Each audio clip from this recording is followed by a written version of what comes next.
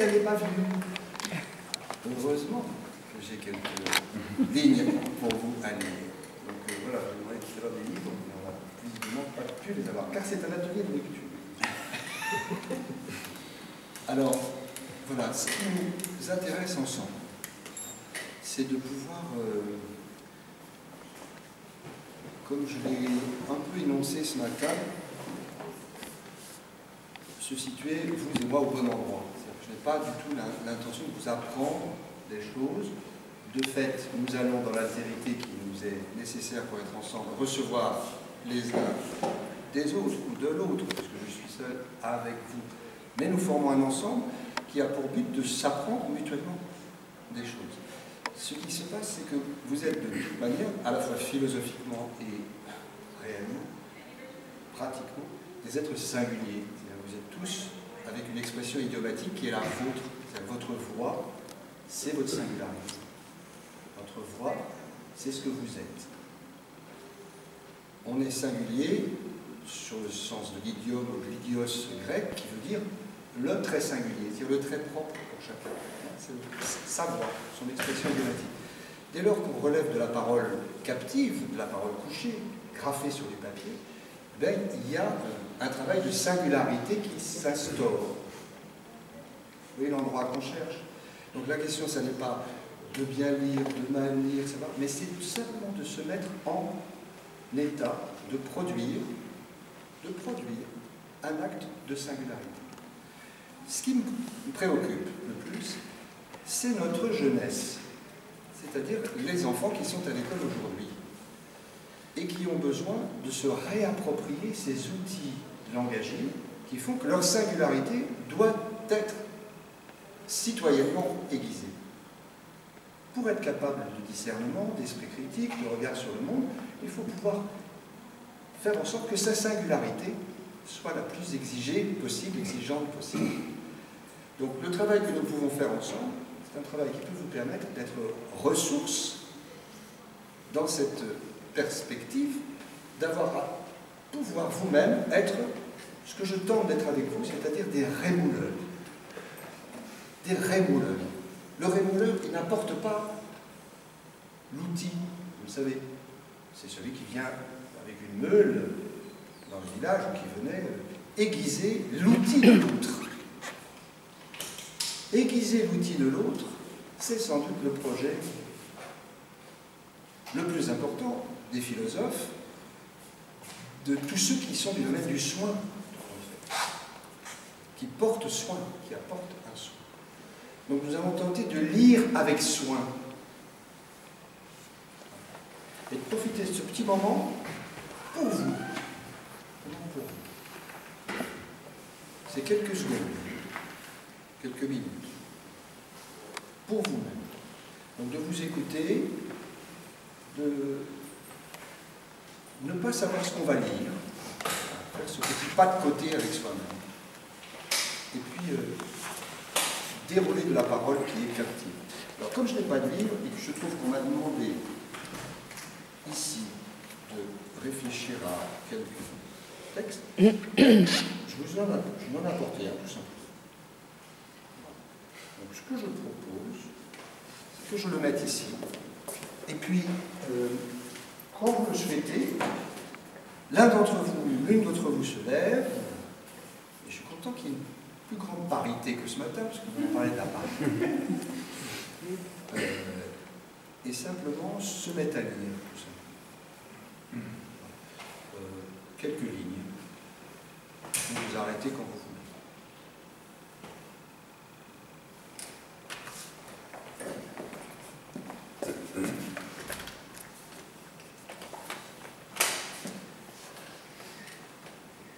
C'est bien de revenir ici. Pourquoi le cercle? C'est le bon endroit pour que tout le monde se voit. Parce que dans le cercle, chacun a sa place, il fait partie de ce groupe. Chacun a sa place. À un certain instant, j'ai peut-être entendu une voix, un contralto profondément émouvant. Ce chant me dut mettre dans un état dont nul objet ne m'avait donné l'idée. Il a imprimé en moi l'attention, l'attitude suprême qu'il demandait, sans donner un objet, une idée, une cause, comme fait la musique. Et je l'ai pris sans le savoir pour mesure des états, et j'ai tendu toute ma vie à faire, chercher, penser ce qui eût pu directement restituer en moi, nécessiter de moi, l'état correspondant à ce champ de hasard. La chose réelle, introduite, absolue, dont le creux était, depuis l'enfance, préparé par ce champ, oublié. Par accident, je suis peut-être gradué. J'ai l'idée d'un maximum d'origine cachée qui attend toujours en moi. Une voix qui touche aux larmes, aux entrailles, qui tient lieu de catastrophe et de découverte, qui va presser sans obstacle les mamelles sacrées de l'émotion, qui artificiellement, et comme jamais le monde réel n'en a besoin, éveille des extrêmes, insiste, remue, noue, résume trop, épuise. Qu'avez-vous entendu?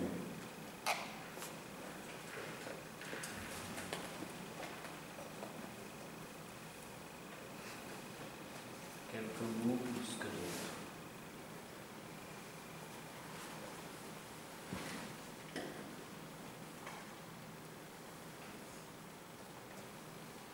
Mon fondateur dans une pensée et une direction que la personne se donne.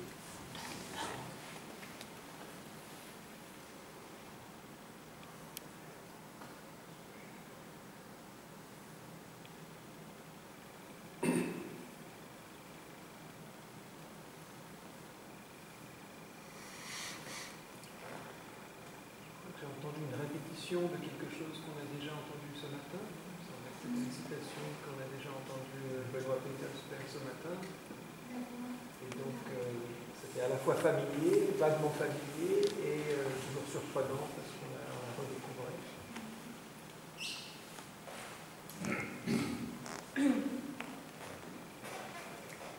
On retient des expressions aussi, ému aux larmes. Il y a des bribes de mots qui retiennent l'attention.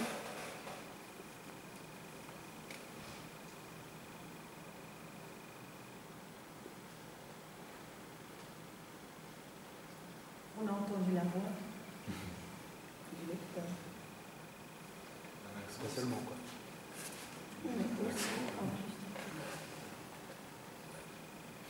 Sur un seul mot. Je sais plus si c'était plus. Oui, il y a un rythme aussi, la modulation, une pause, le silence.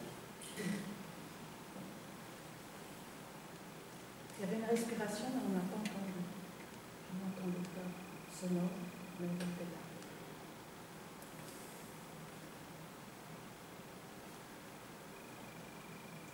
J'ai entendu aussi une absence d'erreur. D'habitude, quand on découvre un texte comme ça, on se reprend, on revient en arrière, alors que là, il y a une sorte de constance. On voit que vous filtriez le texte, vous avez réussi à le dire sans trébucher.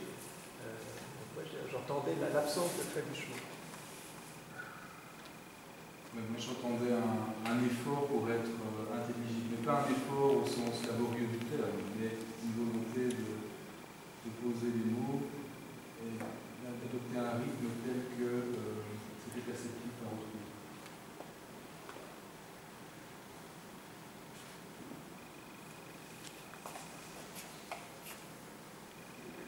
Très bien.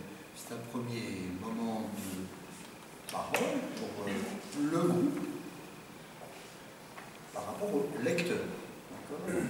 Il est important que nous sachions bien ce que nous faisons, en effet. À cette question, qu'avez-vous entendu? Il y a des réponses qui peuvent être subjectives. J'ai eu l'impression que, il m'a semblé que. Et puis il y a des réponses très objectives. J'ai entendu une voix. Tout le monde a entendu une voix. Ou bien j'ai entendu un rythme. Alors après, nous devons être attentifs à savoir si nous n'avons pas entendu le même rythme. Si nous essayons d'être encore plus objectifs, toujours, pour commencer, qu'est-ce que nous avons entendu d'autre d'un point de vue objectif? Une voix, oui. Des mots. Est-ce que vous pouvez vous souvenir des mots? Vous avez anticipé, parce que vous en avez entendu. Et vous-même, tout à l'heure, vous m'avez dit, il y a certains mots. Alors, lesquels? Émotion. Attention, on parle. Celle-ci, c'était Tension. intéressant, parce qu'il y a eu la tension qui a eu. Tension, d'accord. Quoi d'autre? Émotion pour moi. Voix. Oui, et si on les entend? Contralto. Voix. Larme. Est-ce que tout le monde a entendu le mot larme? Voilà. Donc, nous allons cheminer ensemble. Vous êtes en train de parler de ce que vous avez entendu. Dans votre singularité, dans ce que vous êtes, vous n'avez pas entendu les mêmes mots. Pour l'un, on va couper les téléphones. Pour l'un, larme sera le mot sera écho pour lui, car nous sommes des caisses de résonance. Pour l'autre, tension. C'est intéressant. Tension. Ce qui ne veut rien dire en soi, hein. Mais simplement nous avons retenu dans les mots. Et puis d'autres encore. Alors lesquels? Chant. Vie. Enfant. Enfant. Enfant. Enfant, oui. Marcher. Est-ce que vous avez entendu des groupes de mots? Les mamelles de l'émotion. Ah, alors allez-y, on veut vous entendre. Oui. Les mamelles de l'émotion. Les mamelles de l'émotion. Vous l'avez entendu? Ouais. Ah, ça vous revient aussi. Donc ça s'appelle des rétentions. Hein. Des rétentions, c'est que vous êtes en train de, tout d'un coup, faire remonter à votre mémoire des choses qui sont passées dans votre cerveau au moment où vous les avez entendues, et puis ensuite on les a perdues, puis on les retrouve lorsque c'est à nouveau énoncé. Quoi d'autre? Les mamelles de l'émotion. Le maximum intérieur, ineffectué, ineffectuable, maximum intérieur. Vous êtes plusieurs à l'avoir entendu celle-ci, cette phrase? Vous voulez la répéter? Maximum intérieur. Maximum intérieur, en tout cas deux mots. Alors, on va avancer comme ça. La question, c'est de bien savoir qu'est-ce que nous construisons, qu'est-ce que nous produisons. Nous pouvons être dans une situation d'un émetteur et d'un récepteur. C'était le cas tout à l'heure aussi quand je vous ai parlé. Vous pouviez être récepteur et j'étais émetteur. Vous pouviez être émetteur et nous étions récepteurs. Mais nous pouvons être aussi, non pas seulement des destinateurs, mais des destinataires. Nous redevenons destinataires lorsque nous faisons écho à ce qui est lu. Et l'autorité qui s'ensuit, l'autorité, cette fameuse autorité, qui est très souvent confondue avec la discipline. Qu'est-ce que l'autorité? C'est le fait qu'il y a quelqu'un qui est auteur dans du papier, c'est de la parole captive, couchée, avec quelqu'un qui devient auteur de cette parole relevée, qui donc est auteur d'un acte. Et nous lui conférons cette autorité en faisant silence. Nous faisons silence, nous avons envie de faire silence parce que nous nous sentons augmentés. L'auteur, c'est celui qui augmente. Auctor, auctoritas, l'autorité, l'auteur. Et nous sommes en situation d'augmentation, même d'élévation. C'est-à-dire nous croissons, et nous voyons que nous croissons par petites bribes, hein, par petits endroits, quelques mots. Bientôt, nous allons croître avec des idées, avec des pensées, avec des concepts, avec des choses qui vont ensemble. Pas des petits mots, mais des objets ensemble. Et d'une manière collective, nous allons grandir à l'écoute de l'auteur. Voilà le projet. Qu'avons-nous ajouté en matière d'objectivité? Une voix, certes. Quoi d'autre encore? Objectivement.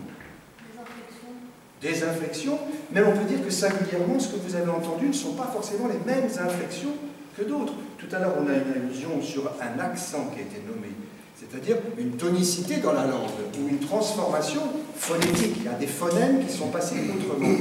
Certaines ne les ont pas entendues, puisque ça peut être leur habitude de chant de ce rapport-là. Hein. Pour d'autres, ça vous a fait écho. Alors ma question était quel son, vous vous souvenez? Oui, c'était le son oui que vous connaissez par rapport à nos amis belges qui parfois disent un oui pour un oui. C'est formidable. C'est formidable. Il a été... Votre oreille, tout d'un coup, a fait quelque chose. Et c'est votre oreille qui, tout d'un coup, a fait un écho à cela. Mais encore objectivement. Alors, toujours, on a entendu une voix. Un son modifié. Oui. Encore. Une voix d'homme. Ça, c'est objectif. Encore. Qu'est-ce que c'était comme langage? Du français. Du français. Oui, encore. Qu'est-ce qu'on peut dire sur le langage lui-même? La langue. Latin. Français, c'est-à-dire francien, on peut en parler, l'origine de la langue française, ça serait intéressant, mais c'était aujourd'hui du français, quoi d'autre encore? C'est une langue écrite qu'on a nommée captive, qui a été relevée, oui. Quoi d'autre? Des consonnes, des voyelles. Oui, ça c'est objectif, des consonnes, des voyelles. Quoi d'autre? De la ponctuation, c'est ce que j'allais dire. Vous alliez le dire, de la ponctuation. On a parlé de rythme tout à De la l'heure. respiration. Oui, il y a des univers là qui s'ouvrent. Quand on parle des voyelles et des consonnes, de quoi parlons-nous? De l'accent. Des phonèmes, c'est-à-dire du chant phonétique. Hein. Il y a toute une pièce là, une caverne qu'on va appeler le monde phonétique. Les sons entre eux. Qu'est-ce que font les sons entre eux? C'est le domaine phonétique. Alors si on creuse un petit peu cet endroit-là, phonétique, quoi d'autre? Quel autre endroit? Qu'est-ce que dans le champ phonétique oui, si vous voulez, le champ sémantique, c'est le sens qui en découle. Vous m'avez rien dit hein, pour l'instant sur le sens. Hein, on a entendu des mots pour l'instant. Hein. La musicalité des voyelles. C'est toujours phonétique. C'est toujours phonétique. Alors si on est très concret sur l'objectivité, c'est quoi ça? Comme on demande à M. Jourdain. Oui, ce sont des phrases. Alors deux choses en même temps. Des phrases, oui, ce sont des phrases qui, dans le graphe, commencent comment pour le lecteur? Une phrase, ça commence comment? Par une majuscule, et ça se termine par un point. Donc ça, c'est très objectif. Oui, il va falloir repérer ça. Le sens ne viendra que parce qu'on aura observé, simplement, ce rapport qui est, ça commence par une majuscule, ça se termine par un point, et que celui qui construit le destinataire, là, hein, qui devient destinateur, peut construire, parce que d'un coup, ça, c'est fait, on passe à autre chose, en gros. C'est comme un wagon raccroché à un autre wagon. D'accord? Alors en même temps, vous avez dit, C'est de la prose. c'est de la prose. Ben, c'est pas complètement faux, et c'est quand même très objectif. C'est donc pas, De la poésie. qui serait donc des vers, de la rime, autre chose. Vous savez bien qu'en langue française, il n'existe que de la prose ou que des vers. C'est là que je citais M. Jourdain. Donc à partir de là, on a déjà tout un terrain qui fait qu'on va voyager, on va nager dans de la prose, dans des vagues de prose, qui sont parfois des vagues, des grandes vagues, qui mobilisent une énergie à la fois de la... On ne va pas nommer pour lui ce que c'était pour le lecteur, mais on entre dans quel champ pour lui? C'est l'univers de la parole lue, qui est en fait aussi la diction, hein, c'est-à-dire le fait de dire, Bon. Alors, on va demander à un deuxième lecteur, avec le même texte sans doute, d'apporter des éléments supplémentaires. On a déjà certains, on a entendu quelque chose, mais on va entendre peut-être d'autres mots, d'autres phrases cette fois, d'autres ensembles qui nous font cheminer avec le même objet. Voilà. Est-ce que quelqu'un veut bien reprendre ce chemin et de lire? Y compris si vous avez mal l'habitude de lire ou si vous pensez que vous ne lisez pas toujours, que vous heurtez, etc. le texte. Ça n'a aucune importance. Le travail, c'est ce que nous faisons à l'oreille, au travail que nous faisons ensemble. Ce n'est pas l'objectif. René Char dit très bien, méfie-toi de l'ornière des résultats. Car notre ami a lu, comme vous l'avez dit, 100 heures. Mais pour autant, avons-nous été producteurs vraiment totalement? Plus ou moins. Puisque ce que nous restituons comme destinataire, c'est pour l'instant pas énorme. Hein. C'est-à-dire que le lecteur peut être totalement sophiste au plan philosophique, c'est-à-dire qu'il peut tout à fait avoir une belle lecture, même une bonne lecture, voire une lecture charmante, voire une lecture qui nous vieux-semble, qui nous réunit, qui nous met en synesthésie, mais ce qui compte, c'est ce que l'on entend. Est-ce que l'on peut répondre à la question « Qu'avez-vous entendu ?» On est au cœur du problème. Donc il ne s'agit pas de bien lire, mais de faire entendre. J'ai entendu une chose intéressante. Il était attentif, vous avez dit, à nous accompagner. En gros, c'est ce que vous avez évoqué. Enfin, bon, moi, je travaille dans des classes et c'est la communication qui m'intéresse. Voilà. J'ai rien retenu. Tout à l'heure, vous demandiez quels étaient les... Mais oui. Je n'ai pas apprécié le texte. Mais j'ai apprécié le texte. C'est formidable, cela. C'est-à-dire que l'histoire ne nous est pas parvenue dans le plan sémantique. Vous savez, c'est des cavernes, hein, c'est des boîtes. Mais elle vous est parvenue au plan phonétique. Tout à coup, ça vous a, alors je ne veux pas parler pour vous, mais ça vous a peut-être charmé, ça vous a peut-être mis en écoute, mis en attention. Quelqu'un a dit le mot attention. C'est très riche ce mot, attention. C'est à la fois être attentif et être attentionné. C'est très intéressant ce mot. L'attention, elle préside à l'autorité, n'est-ce pas, comme on le disait tout à l'heure. C'est parce que l'on est attentif et que l'on sait qu'on est augmenté que l'on confère cette autorité. Pour les enseignants, vous voyez à quel point c'est essentiel cette question de ne pas confondre autorité et discipline. Discipline peut être tais-toi, je suis en train de parler. Et ça peut être aussi je parle pour que tu puisses prendre cette parole de l'esprit critique et de la pensée construite. Alors, on va relire avec ce paramètre, on se dit qu'il faut y aller, n'importe comment.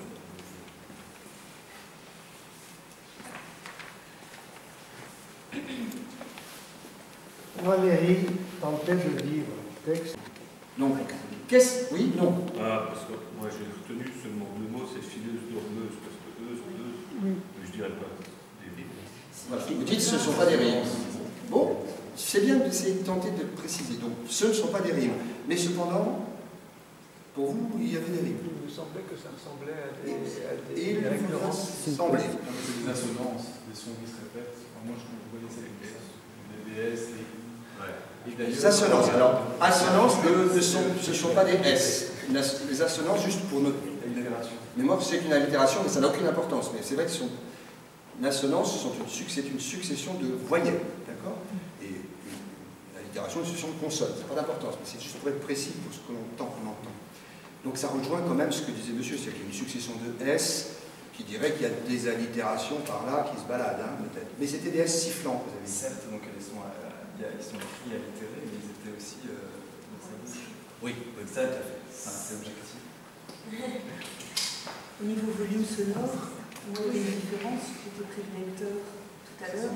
Là, je suis éloignée et je dois davantage tendre l'oreille. Puis il y a la résonance de la salle aussi. Alors c'est vous-même, hein. Subjectivement, vous étiez en demande d'une voix plus forte, c'est ça en gros, si je résume. D'accord. Bon, toujours au plan objectif, hein, j'ai envie quand même de préciser, parce qu'on a nommé tout à l'heure, qu'est-ce que c'était que le premier texte? C'était de la prose, vous voyez, c'est de la prose. On l'a dit avec M. Jourdain, il n'existe que de la prose, vous l'avez dit vous-même, ou des vers. Alors j'ai quand même envie un peu de préciser votre oreille, là, ça... C'est imprécis de ce point de vue-là. Est-ce que c'était de la prose? Pas forcément, oui, un peu. Hein? Pour moi, On joue avec les sons. Oui. On joue plus On avec les joue sons. avec les sons. Il me semblait qu'il y avait aussi des structures Oui, métriques qui étaient un petit peu, qui apparaissaient un petit peu en halo en fonction de dont on fait une syllabe, une autre, et qu'il y avait une présence de maître là derrière en plus de rimes. Oui, quand même, non? Ça, il faut vraiment qu'on en sorte de cette perception. Hein. Il faut que là, on se dise, est-ce que c'est de la prose? Est-ce que c'est des vers? C'est l'un ou l'autre. Il y a multitude de possibilités de vers. Hein. Qu'est-ce que vous connaissez comme vers, par exemple? Des alexandrins. C'est quoi un alexandrin? On va voir ça après peut-être. Enfin, c'est 12 quelque chose. Hein. C'est 12 quelque chose. En tout cas, 12 syllabes, objectivement. Ce sont 12 syllabes. Alors, est-ce que vous avez entendu ce son qui est donc métrique? C'est ce que je viens d'entendre comme terme, c'est-à-dire il y a du rythme. Mais la question maintenant, c'est qu'à la prochaine lecture, il faut répondre, hein, mes amis. D'accord? Alors, choisissez votre lecteur ou lectrice, si vous voulez. Et elle va reprendre, ou il va reprendre. Vous n'êtes pas forcé de lire le texte en entier. Nous, il faut répondre à nos questions. Oui?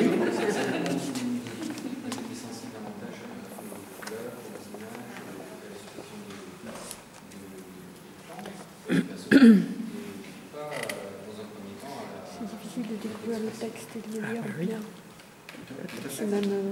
Le singulier de chacun dans sa perception est entraîné quelque part, puisque tout à l'heure ce qu'on évoquait, c'est cet accompagnement du lecteur qui fait que l'autre peut construire. Ce que nous tentons de faire, c'est d'être en fait les interprètes, c'est-à-dire les traducteurs. Qu'est-ce qui est d'autre que cette parole captive qui devient donc traduite en oral? Et nous retrouvons les pas. Louis Jouvet disait par exemple qu'on marchait dans les pas sur le sable et que selon la façon dont on remettait les pieds dans les pas de quelqu'un qui a marché avant vous, eh bien vous avez l'état dans lequel il est. Est-ce qu'il a fait de grandes enjambées? Est-ce qu'il a couru? Est-ce qu'il s'est arrêté? Est-ce qu'il s'est retourné? Est-ce qu'il n'a pas reparti en arrière? Mettre ses pas dans les pas de quelqu'un, c'est retraduire, c'est traduire, c'est interpréter ce qu'il a lui-même voulu nous dire dans ce mystère sorcier, un peu, des esprits qui tournent autour de ça. C'est la parole de quelqu'un qui est mort, vraisemblablement,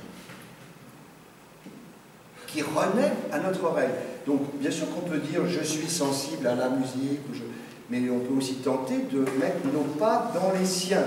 Et dans ce cas-là, on va tenter d'interpréter, de traduire ce qu'il nous a livré, ce qu'il nous a dit. Qui est ou de la prose ou des vers, déjà, on a déjà fait ça comme il me semble que pour traduire, interpréter, il faut déjà connaître la langue.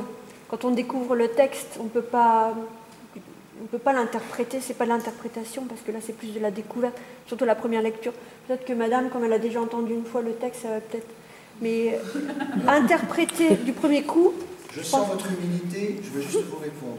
Il s'agit encore une fois, vous nous aidez 2 fois plus que si vous aviez lu d'une manière plus consciente peut-être. L'intérêt, c'est pour nous du déchiffrage, on est d'accord? C'est une lecture à vue.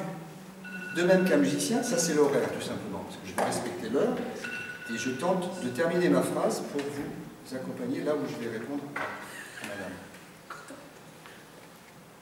Donc en effet, comme je le disais, interpréter n'est pas avoir un point de vue d'engagement, c'est simplement traduire ce qui est écrit, un peu comme une partition musicale qu'on poserait sur le chevalet, et puis on lirait, c'est une note qui fait un triolet, qui fait un bécard, un bémol, selon notre capacité, en effet, à pouvoir traduire. Hein. Mais c'est juste dire ce qui est. Voilà. Ça n'est pas quelque chose qui demande une propre, ce qu'on peut appeler par ailleurs l'interprétation. J'essaie de vous dire sur le terme interprétation ce que ça veut dire. C'est la traduction de ce qui est écrit. Pour l'instant, ce sont des groupes de mots. Et ça se fait avec celui qui écoute. C'est l'œuvre qui est œuvrante sur celui qui écoute. Nous n'avons pas pu, pour l'instant, dire si c'était de la prose et des vers. Il faut qu'on sorte de ce petit écueil, cette ornière. Vous voulez dire quelque chose? Pas encore. Vous n'êtes pas encore mûr dans votre propos. On demande juste 2 phrases ou 3 et on essaie de clore sur cette question. Qu'est-ce que c'est? Assise, la fileuse au bleu de la croisée, où le jardin mélodieux se dodeline, le rouet ancien qui ronfle la grisée. Peut-être encore un petit peu. Parce qu'on a une petite demande là. Vous entendez pourquoi on a une demande? Las, ayant vu l'azur, de filer la câline, chevelure à ses doigts si faibles, évasive, elle songe, et sa tête petite s'incline. Qu'avez-vous entendu, encore une fois? Ça se précise. Il y a des rimes. Il y a des rimes, oui. Ah, là, ça veut dire que... On n'est plus dans de la prose, mes amis.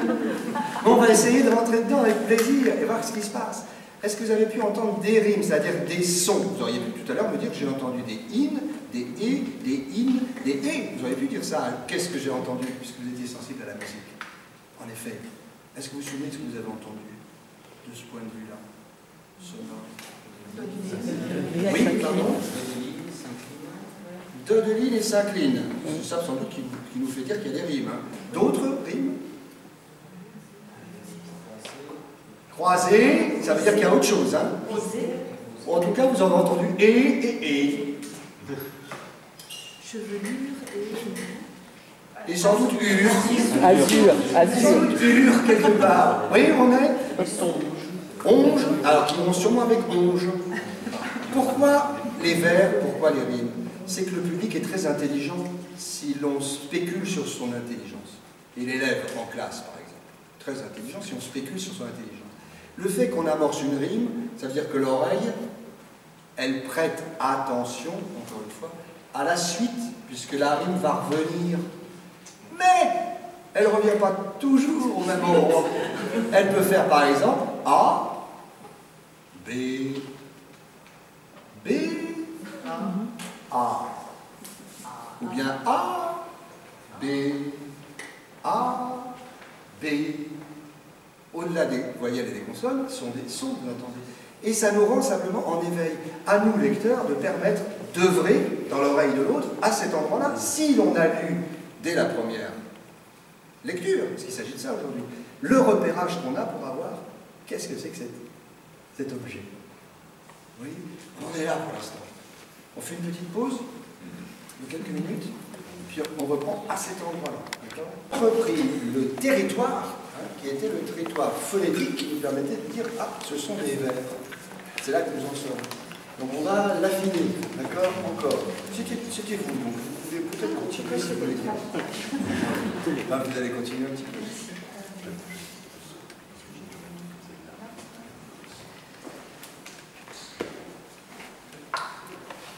Un arbuste et l'air pur font une source vive, qui, suspendue au jour, délicieuse arrose de ces pertes de fleurs du jardin de loisirs. Une tige où le vent vagabond se repose, courbe le salut vain de sa grâce étoilée, dédiant, magnifique, au vieux rouet de sa pose. Mais la dormeuse file une laine isolée. Mystérieusement, l'ombre frêle se tresse au fil de ses doigts longs et qui dorment, filés. Le songe se dévide avec une paresse angélique, et sans cesse, au doux fuseau crédule, la chevelure ondule au gré de la caresse. Derrière tant de fleurs, l'azur se dissimule. Vous êtes complètement dans des vers, non? Voilà. Cette fois, c'est affirmé, ce ne sont que des vers. Alors, on va essayer de dire quels vers avons-nous entendu? Ah, vous n'êtes pas complètement sûr encore. Non, mais ce sont des vers, effectivement, mais justement, qui n'ont pas le même rythme. Donc, au début, pour moi, effectivement, c'était très clair, avec la série d'épines. Et puis, par la suite, peut-être que tendance à se dissiper. Donc, c'est encore imprécis, hein? Donc, de quoi avons-nous besoin, en fait? De nous rassurer de ce point de vue. C'est-à-dire, c'est un peu comme si nous partions dans un paysage et que nous disions « Oh là là, je ne sais pas si je ne vais pas tomber dans un trou, si je vais tomber dans une pièce noire, tout d'un coup je vais être... je suis aventuré dans quelque chose qui me rend vague, qui me rend imprécis dans ma marche, dans la découverte. On va tenter de la préciser. Si ce sont des vers, comment on va faire pour se retrouver? On a dit la rime tout à l'heure. Quoi d'autre?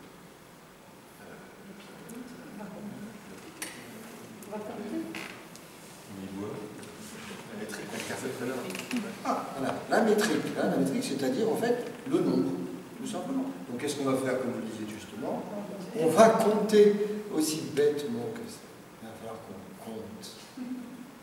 Voilà. À partir du moment où vous allez compter, eh bien, on va savoir, tout simplement. Alors comment faisons-nous? Avec nos doigts. Voilà. Allez, on y va. Et oui. Allez, comptez. C'est-à-dire? Ben, comptez. En disant le mot? Ben, comme vous pouvez, comme vous allez pouvoir. Je ferai comme ça. Assise, la fileuse au bleu de la croisée. Donc vous êtes arrêté volontairement? Ben non, parce qu'en fait, j'aurais pas voulu m'arrêter, mais je me suis arrêtée parce que la phrase, voilà, l'écriture s'arrête. Tout à fait. La calligraphie vous a amené jusqu'à « et ». Voilà. Croisé. Et vous aviez envie de continuer. Alors Alors ça c'est tout bête, hein. Ça veut dire que ça peut tout à fait se faire, il n'y a aucune raison, c'est votre intuition qui est là-bas. Ça s'appelle simplement un engendrement. On va donc continuer quelque chose dans le rejet, dans ce qui va continuer, qui est un rejet qui continue. C'est votre intuition, mais elle n'est sûrement pas fausse, votre intuition. Hein, suivez-la. Cependant, faites-nous entendre cette rime dont on a besoin. Si on n'a pas la rime, on ne pourra pas se repérer dans ce que l'on cherche. Et ça faisait combien sur vos doigts? 12, ça faisait 12. Bon, est-ce que vous en êtes sûr que ça faisait 12? Alors, parce que ça, c'est le début. Hein. Oui. Ça fait 12. Vous voulez qu'on compte encore? Oui. Allez, vous voyez qu'on en est là. Hein. Allez, comptons. Parce que si ça fait 12, ça s'appelle donc comment? Un verbe un Alexandre. C'est le roman d'Alexandre qui nous amène à Alexandre. Est-ce que ça fait vraiment 12? Encore faut-il le certifier. Allez, on reprend. 13, vous diriez. Au moins 13. Bon, bah, faut bien ça. Ça va être ça. Assise. Alors, vous dites quoi, pardon? Vous dites assise. Ah, vous êtes 3, hein? D'accord. Assise. D'accord. La fileuse au bleu de la croisée. Et ça fait quoi, ça? Oh, ça fait 11, parce que vous n'avez pas dit ça tout à l'heure. C'était 12, c'était 13, peut-être 11. Oh. La croisée où? Alors, peut-être le vers suivant peut nous infirmer ou nous confirmer. Assise, la fileuse au bleu de la croisée, où le jardin... Alors, vous dites quoi? 11, vous dites toujours 11, là, hein? Oui. Alors, le suivant. Où le jardin mélodieux se dodeline, le rouet... Alors, comptez, parce que là, il vous faut compter pour ça. Ah, je crois qu'il faut compter. Là, vous comptez 13, hein? Là, ça fait 13, hein? Allez. Où le jardin mélodieux se dodeline, le rouet ancien ronfle la grisée. Alors, vous dites quoi? Je dis 12. Ah. Moi, je dis 11. Alors voilà, là, on va devoir un peu préciser. Tout dépend du mélodieux. Oui, mélodieux. Ah, mélodieux. Qu'est-ce que ça fait, ça, en fait? Qu'est-ce qui se passe? Voilà, donc si, ça s'appelle toujours dans notre histoire, on prend, on ne comprend pas, mais c'est en effet une diérèse, une démultiplication du son, ou une synérèse, on a mis ensemble, signe, c'est mettre ensemble, et c'est rassembler. Hier, ou bien hier. Vous êtes d'accord sur cette idée? Mais, tout de même, est-ce que ça fait 11, est-ce que ça fait 13? Est-ce que ça fait 12? Peut-être que si on prenait un autre passage... Ah ben, pour l'instant, on n'a pas l'information. On a peut-être des vers qui ne sont pas égaux, mais c'est peu probable. Allez, on essaie d'accélérer le rythme, il faut reprendre de la concentration. Ça ne doit pas faire 11, 13, 12, 10, d'une manière anodine. Allez. Las, ayant vu l'azur de filer la câline.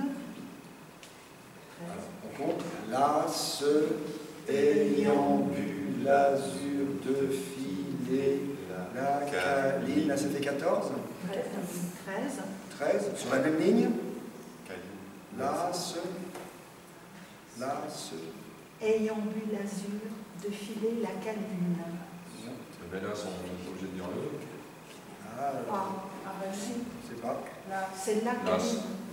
Ah, las. On n'est pas obligé de dire le. Là, c'est les deux SE, n'est-ce pas? Oui. D'accord.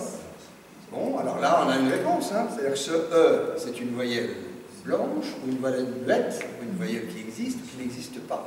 Voilà. Sauf que dans le midi. Ayant bu l'azur de filer la câline. Ça fait quand même 12. Bon, alors après, continuons. Chevelure à ses doigts si faibles et câline, chevelure à ses doigts faibles et évasives. 12. Ah, on est sur 12. Ah, on commence à préciser un peu là. Ça ferait 12. Bon, encore. Elle songe et sa tête petite s'incline. Elle songe et sa tête petite s'incline. 14, c'est quoi ça? Mais on n'est pas d'accord sur les Elles songent. Ah, c'est différent. Elles songent. Elles songent. Elles sont, j'ai sa tête. Ah oui, elles songent. Je s'incline. Alors, donc, si on devait faire 12, on a la solution que vous évoquiez. Si on doit faire 12, on a la solution que vous évoquiez. Elles songent. Elles songent. Il y a la ponctuation. Elles sont. Est-ce qu'il y a une virgule? La ponctuation, pour l'instant, on ne l'a pas entendue. Parce que parfois. On peut reprendre le premier vers pour voir maintenant. Le premier, le tout premier. Assise, Le premier, oui, c'est ça. la fileuse au bleu de la croisée, Assise la fileuse au bleu de la croisée. Ah, on y est? Oui. Pourquoi on a tant hésité avec 14, avec 11, avec 13? C'est l'histoire de c'est le C'est les questions des E pour l'instant. Assise la fileuse au bleu de la croisée. Qu'est-ce que ça dit cette histoire là maintenant?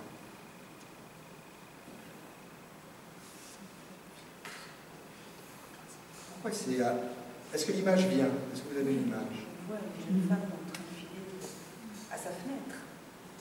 Vous voyez l'ordre que vous avez donné là? C'est un ordre normatif. On voit une jeune femme filer à sa fenêtre.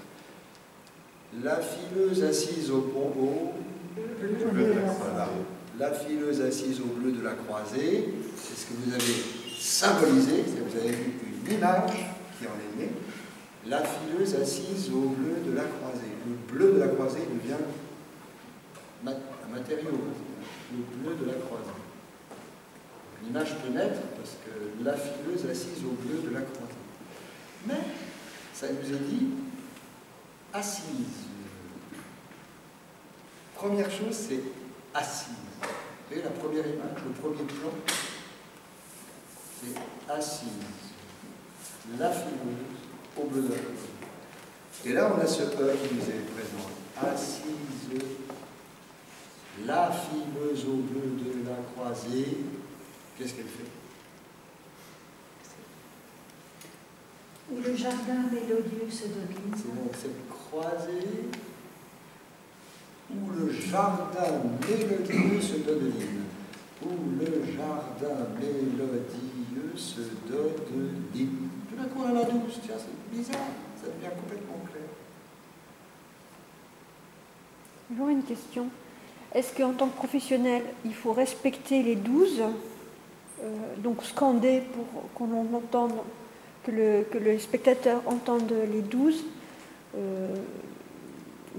ou alors, comme on le sent différemment, et sans respecter, puisque ça change tout, mais ça ne change pas le sens en réalité. C'est la manière dont on le dit. Sans doute. Mais si nous tentions de mettre nos pas dans les pas de celui qui a écrit avant d'en avoir une propre subjectivité de transformation. Parce que vous dites, quand vous dites le mot interpréter, nous n'avons pas le même sens, encore une fois. Là, nous sommes en train de traduire avec des mots ce qui est sur le papier. Sans doute, cet auteur a écrit des pas, et nous pouvons dire, alors là, la responsabilité de chacun n'incombe pas à qui que ce soit d'autre, c'est chacun. Je veux dire, ah ben, je ne fais pas 2 pas, j'en fais 3, ou j'en fais 1 à la place de 2. Et si nous tentions pour l'instant, ce que nous cherchons, d'observer, d'avoir un parcours obligeant, disons, pas un parcours obligé, un parcours obligeant, pour faire du sens. Peut-être que des images naîtront de l'observation de ce rythme-là. Parce que le rythme, peut-être, dans sa volonté, nous dit quelque chose. Pourquoi il dit en premier « assise » ? Pourquoi il n'a pas dit en premier « la fileuse assise » ? Il a dit « assise ». Peut-être on va voir après. Et qu'il nous a dit « assise, assise, voilà ce qu'elle fait. Assise, voilà ce qu'elle fait. » Si j'observe juste ce qui est écrit, hein. Assise, la fileuse au bleu de la croisée, qu'est-ce qu'elle fait? C'est pas seulement ça. La croisée où le jardin mélodieux se domine. On va commencer à faire du sens. Où le jardin mélodieux se domine. Là, il n'y a pas d'interruption. Donc en fait, c'est la conjonction que nous sommes en train de repérer entre la métrique, c'est-à-dire le nombre, et l'autre pièce, là, la grande caverne qu'on est en train d'ouvrir. On a parlé de la phonétique, la métrique, la sémantique. La sémantique, c'était ce qui arrivait. Mais cette caverne-là, c'est quoi ça? De la permutation parfois des termes ou d'autres choses. C'est une grande caverne très importante. C'est la mélodie des sons. La mélodie, c'est phonétique. C'est une chanson, la mélodie. Là, nous cherchons à l'endroit qui est l'endroit quoi? De la construction. Comment on va l'appeler? Qui va dire, par exemple, qu'en maçonnerie, on travaille sur une sellerie de pierre et puis la structure. Oui, on y vient là, quelque chose. On est en train de chercher. L'architecture. Pas tout à fait la rhétorique. Oui, on est à la structure, l'articulation. La fausse que vous cherchez, mais il y a un mot pour ça. Dès qu'on va le trouver, la syntaxe. Crément de. Et la conjonction de la syntaxe, de la métrique et de la phonétique, si on a ces cavernes, elles vont s'ouvrir, elles vont s'illuminer entre elles. Exemple, la syntaxe. Si je dis Maître Corbeau sur un arbre perché tenait dans son bec un fromage, qu'est-ce que j'ai dit?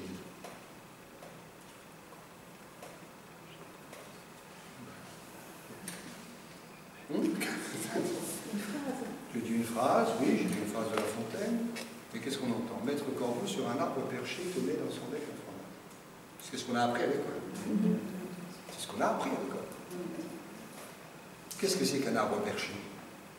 Ah oui. Mais vous avez dit ce que l'enfant entend, lui? Qu'est-ce qu'il entend? Maître Corbeau sur un arbre perché tenait dans son bec un fromage.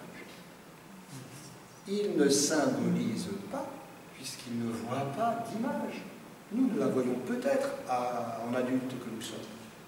Et si nous ne disons pas simplement Maître Corbeau, notamment sur le sujet, sur un arbre perché, Maître Corbeau perché sur un arbre, parce que j'ai remis donc en ordre normatif Maître Corbeau perché sur un arbre, tenait un fromage dans son bec. Ça devient clair. Mais Maître Corbeau sur un arbre perché, c'est de la syntaxe, c'est de la permutation de termes. Assise, la fileuse au bleu de la croisée, où le jardin mélodieux se dodeline. Qu'est-ce qui se passe? Je ne sais pas encore, mais ça c'est l'ensemble. Alors on en a un très beau également, c'est dans notre hymne républicain quand même. Contre nous de la tyrannie, l'étendard sanglant élevé. Qu'est-ce que vous entendez? Contre nous de la tyrannie, l'étendard sanglant élevé. Vous savez que vous chantez ça régulièrement en France. Oui, mais bien sûr. Qu'est-ce qu'on entend? Critiquez-nous. Contre nous de la tyrannie, l'étendard sanglant élevé.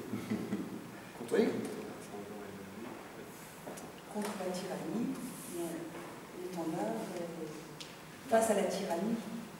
Mais c'est l'étendard de quoi? L'étendard de la tyrannie? Non, c'est l'étendard des révolutionnaires. Qui est sanglant, du sang des révolutionnaires. Donc vous voyez où ça nous mène au plan sémantique, cette histoire. Où ça nous mène? Pour des questions purement de syntaxe, comme pour l'arbre perché. Donc bien sûr, c'est l'étendard sanglant de la tyrannie élevé contre nous. L'étendard sanglant de la tyrannie élevé contre nous. Aux armes, citoyens. L'étendard sanglant de la tyrannie élevé contre nous. Contre nous, de la tyrannie, l'étendard sanglant élevé aux armes. Vous voyez que ça n'est que de la syntaxe. Avec de la syntaxe, on empêche du sens ou l'on rend l'autre constructeur de sens, destinateur, comme l'a dit si bien Bernard Stiegler, et pas seulement destinataire de sons, de signes. Il devient symbolique parce qu'on a simplement pu comprendre. C'est la syntaxe qui nous rend la capacité de faire entendre. Contre nous, de la tyrannie, l'étendard sanglant est levé aux armes citoyennes. Et non pas contre nous de la tyrannie, l'étendard sanglant est levé. L'étendard sanglant est levé, déjà, ça n'est plus un verbe, parce que c'est est levé. Phonétique. Donc vous voyez, les cavernes qui peuvent s'ouvrir pour construire du sens que l'on croit évident, que l'on croit limpide, au moment où on est en train de lire quelque chose. Mais vous voyez ça? Alors on est là. Maintenant on va faire des images, et que des images, et on va chercher les images. Alors on est là, assise, donnez à quelqu'un d'autre. Ça doit être des images, aussi limpides, et il n'y a pas d'interprétation autre que ce qui est écrit. C'est-à-dire qu'on doit voir les images.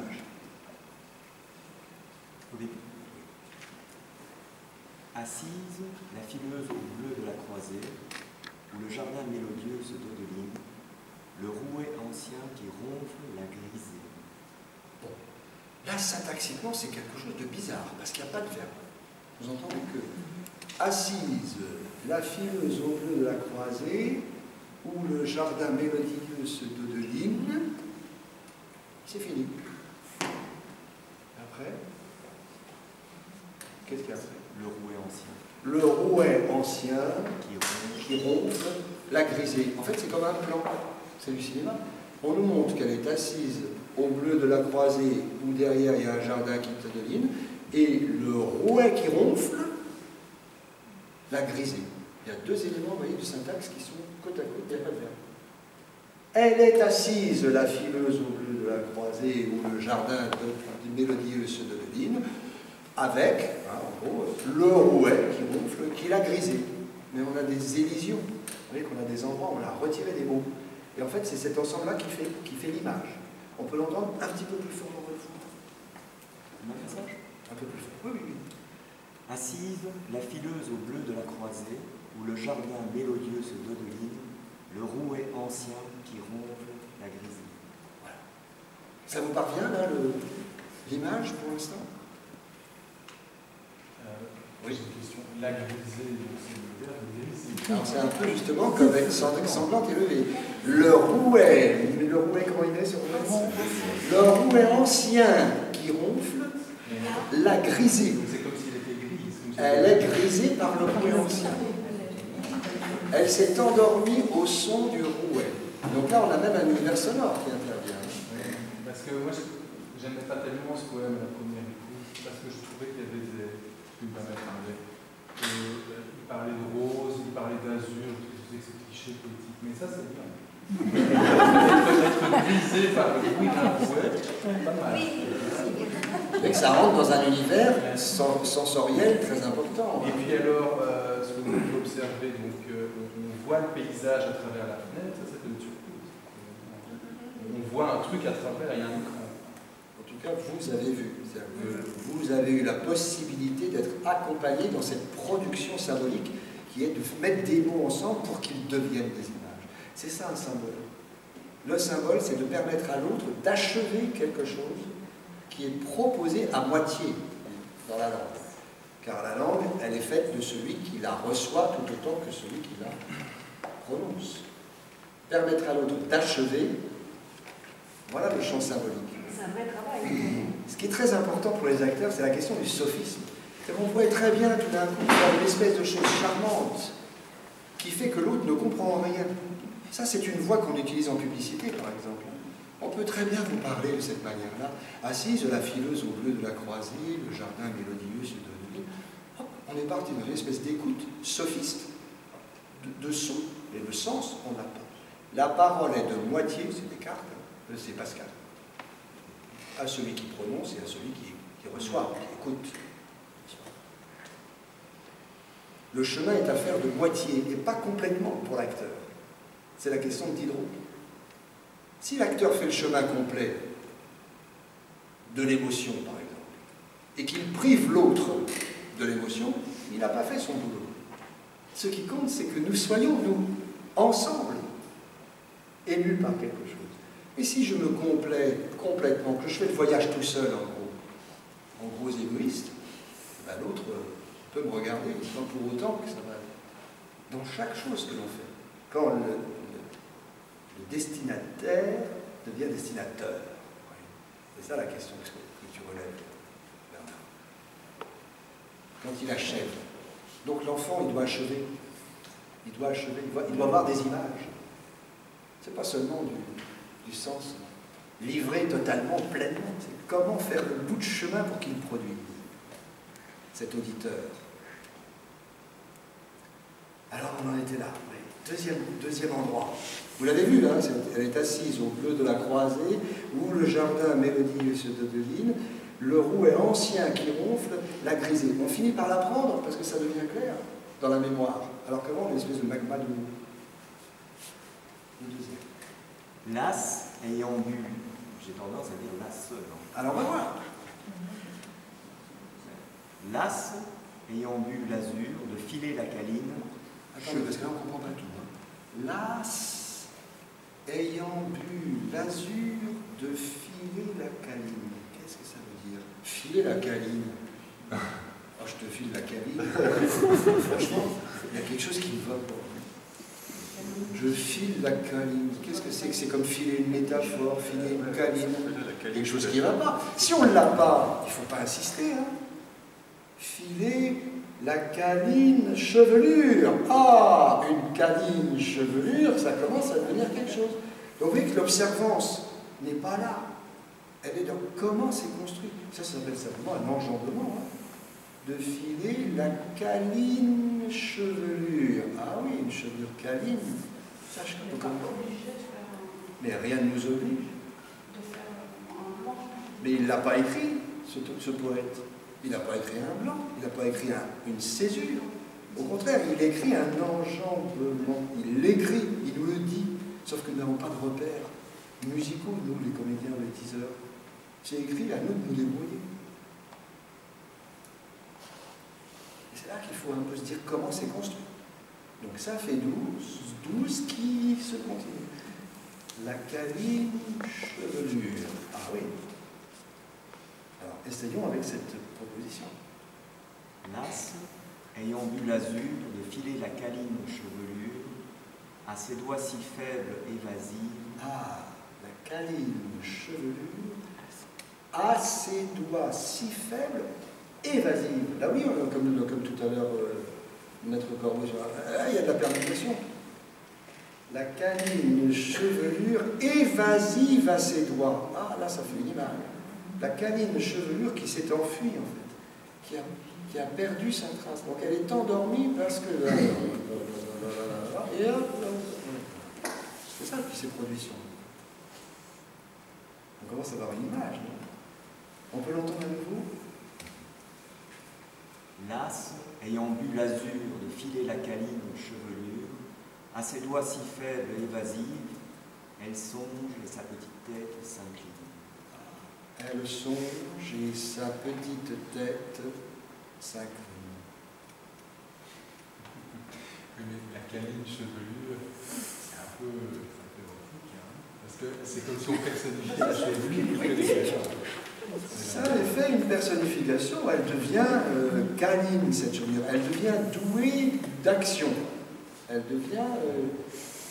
alors, ça, c'est subjectif, notre réflexion. Elle est déjà mais en tout cas, c'est sûr qu'elle est câline, cette chevelure. Elle est en tout cas personnifiée en matière... ce fil, ce linge, je ne sais pas ce qu'elle file, hein, c'est du crin, de la laine, encore, hein, je ne sais pas. Mais en tout cas, c'est une chevelure. Et juste pour savoir, vous aviez choisi ce poème, sachant qu'on était au musée de la tapisserie. Il n'y a pas de hasard. En fait. On l'a choisi parce qu'on nous a demandé de travailler sur Valérie pendant cette période. Et moi-même, je ne connais pas bien du tout ce poème. Donc j'ai envie de l'entendre. Alors, Las, on a été là. Il faut quand même répondre sur le rythme. Hein. Donc, Las, vous avez une proposition de faire un E, c'est ça? Vous parliez de l'assise au tout début. Oui. Et bon, l'assise, ça faisait 12. Ça faisait 12 surtout. Oui, mais c'est le mot lui-même. Peut-être que c'est par rapport à ces états du sommeil dans lesquels nous sommes. Vous entendez que la tête petite, elle fait quelque chose dans le rythme. Sa petite tête, c'est direct. Mais sa tête petite s'incline, j'ai l'impression qu'il y a quelque chose qui nous dit quelque chose. Ça viendra après. Après viendront les états de perception de la chambre d'écho que nous sommes. Et on va peut-être s'en servir ou pas dans ce qu'on appelle en gros l'interprétation d'un retrait pris, hein, parce que j'essaie de changer le sens, de traduction. Mais la traduction, c'est parce que c'est écrit. Et sa tête petite s'incline. Vous entendez le rythme que ça fait? Sa tête petite s'incline. Ça, c'est ce qui est écrit. C'est pas écrit sa petite tête. C'est pas sa tête petite. Parce que tête petite, ça n'existe pas en français. Un adjectif vient toujours après le sujet. Sa petite tête existe, mais sa tête petite, c'est déjà un début de poésie. Le bleu chat, il existe le bleu chat, vous l'avez vu comme moi, mais c'est un chat bleu. C'est un chat bleu. Oui, bien sûr. Bien sûr, après on va découvrir tout ça. En tout cas, l'important c'est que vous voyez les images. Oui, vous avez là des images, la perception du sens. Un arbuste et l'air pur font une source vive, qui, suspendue au jour, délicieuse arrose de ses pertes de fleurs le jardin de loisirs. Est-ce que vous avez fait une image là? C'est un peu comme contre nous de la tyrannie pour l'instant. Hein. On essaie de préciser là, l'ordre. Allez. Un arbuste et l'air pur font une source. Alors on a deux sujets, d'accord? Un arbuste et l'air pur. C'est pas un arbuste et l'air pur, puisque une conjonction, elle relie deux choses. C'est Pierre et Paul. C'est une conjonction. Un arbuste et l'air pur. Ce sont deux choses qui ne vont pas forcément ensemble. Hein. Un objet et une matière très volatile, l'air. Mais on les met ensemble. Un arbuste et l'air pur. C'est parce qu'ils sont ensemble qu'ils font quelque chose. Un arbuste et l'air pur, qu'est-ce qui se passe? Font une source vive. Font une source vive, donc on a un verbe derrière, font une source vive.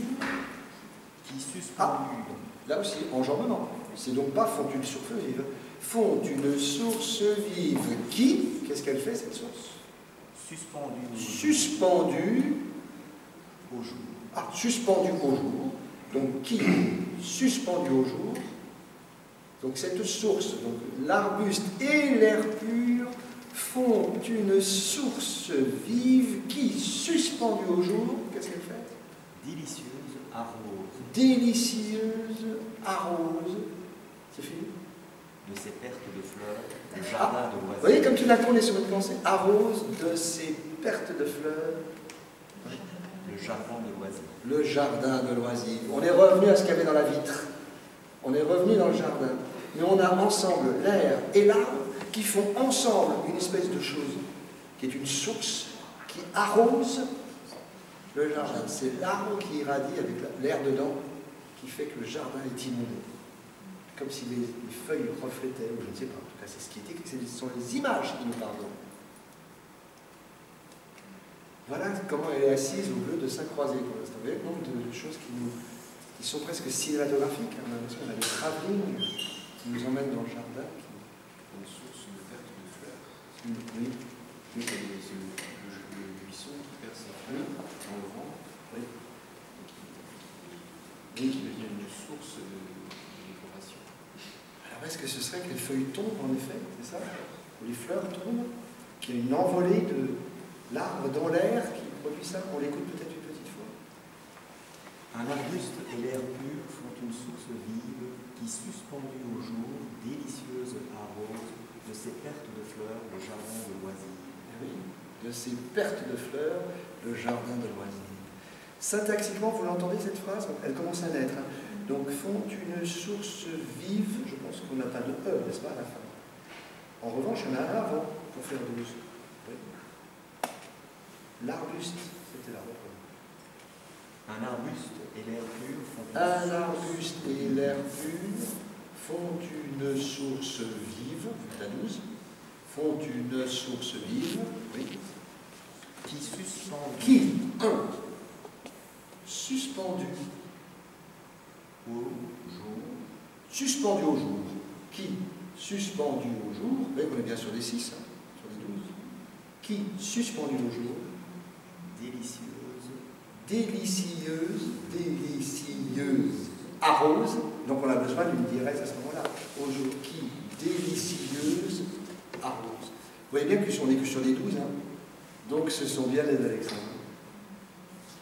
Et c'est de cela que naît le sens et le rythme. Je veux juste savoir pour mes amis qui sont là, où est-ce que vous en êtes dans votre rythme à vous? Ça va? D'accord. Très bien. On continue. Vous choisissez quelqu'un? Vous n'êtes pas épuisé? Vous voyez ce qu'on est en train de faire? D'accord. Donc on est en train de mêler métrique, syntaxe, phonétique pour faire des images. Et les images ne viennent que de la conjonction de ces éléments. S'il en manque un, la conjonction n'y est pas. S'il manque un, le matériau qui nous relie, le rendre œuvrant. Mettre en œuvre. Pour que l'autre produise. Sinon, on a des gens qui auraient des connaissances, puis on ne saurait pas. Alors que ce soit ici, dans ce cadre philosophique, je trouve ça assez important de reprendre des notions. Et le fait qu'il y ait 12 pieds, est-ce que c'est historique ou est-ce que c'est syntaxique? Est-ce qu'il y a une explication voilà. au niveau on va s'arrêter là-dessus si vous voulez. Alors, il n'y a pas 12 pieds. La langue française n'a pas de pieds. La langue française vient du latin, elle vient du francien, que François Ier a arrondi, on va dire, a écrété dans ses accents toniques. La langue était faite d'oil et d'oc en France, et donc elle est faite d'accents toniques. Si elle vient bien de l'italien et de l'espagnol, de l'anglais par ailleurs, il y a dans l'accent tonique un temps fort et un temps faible. Sono contento di vederti. Sono contento di vederti. En langue allemande, par exemple, il y a des déclinaisons et il y a des accents toniques. La langue française n'a pas de déclinaison, elle n'a pas d'accent tonique. Cependant, le latin en a. Notre origine vient d'une langue d'accent tonique, mais elle est aujourd'hui une langue syntaxique. C'est son organisation, comme on l'a vu là, les permutations ou autres, qui fait le sens. En fait, elle est droite. Et le syntagme, il va d'un morceau à un autre et il est entier. Je fais ce geste parce qu'on était sur le fil. Vous voyez, le syntagme, c'est un morceau de syntaxe. La servante. La servante au grand cœur. La servante au grand cœur dont vous étiez jalouse. La servante au grand cœur dont vous étiez jalouse et qui dort son sommeil. J'ai donc continué, vous voyez, ça, curieusement, ça fait 12. Ça continue. La servante au grand cœur dont vous étiez jalouse et qui dort son sommeil sur une humble pelouse. C'est un gros sujet. Nous devrions pourtant lui porter quelques fleurs. Si au milieu de tout ça, je fais des accents toniques, la servante au grand cœur dont vous étiez jalouse et qui dort son sommeil sur... Vous voyez où on est? Oui. Cette habitude, elle peut nous revenir par le chant ecclésiastique. La langue ecclésiastique a toujours un accent tonique encore aujourd'hui. Dominus vobiscum et con spiritu tuo. Mes très chers frères, je suis très heureux de vous retrouver.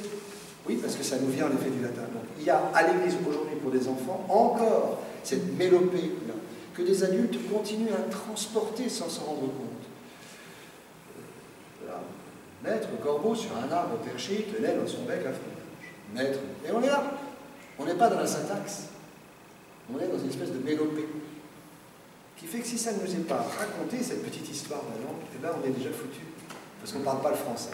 Alors que le français que vous parlez, que je parle, vous voyez, il n'a pas d'accent tonique. Ce qui ne veut pas dire pas d'accent linguistique. On peut tout à fait être de Marseille ou être Picard. On n'est pas très loin. Hein? Oui, tout à fait, c'est ce que je veux dire. C'est-à-dire que si tout à coup je parle de mon totem, que je parle avec un accent tonique, je roule l'accent tonique autant que je voudrais. Mais au fond, j'ai gardé le sens. Je n'ai pas pour autant que j'ai dit la servante au grand cœur, vous êtes qui est jalouse. Non. J'ai juste dit que, et à côté du lavabo municipal, il y avait quelque chose. Mais j'ai changé ça de mon accent, mais je n'ai pas changé. Je n'ai pas changé de matériau, vous voyez ce que je veux dire? Enfin, voilà, je me suis mis à faire une chanson. Oui, c'est important qu'on reçoive cette perception-là. Je vais m'arrêter parce que mes amis ont besoin de moi. Écoutez, merci, c'était un bon moment passé ensemble.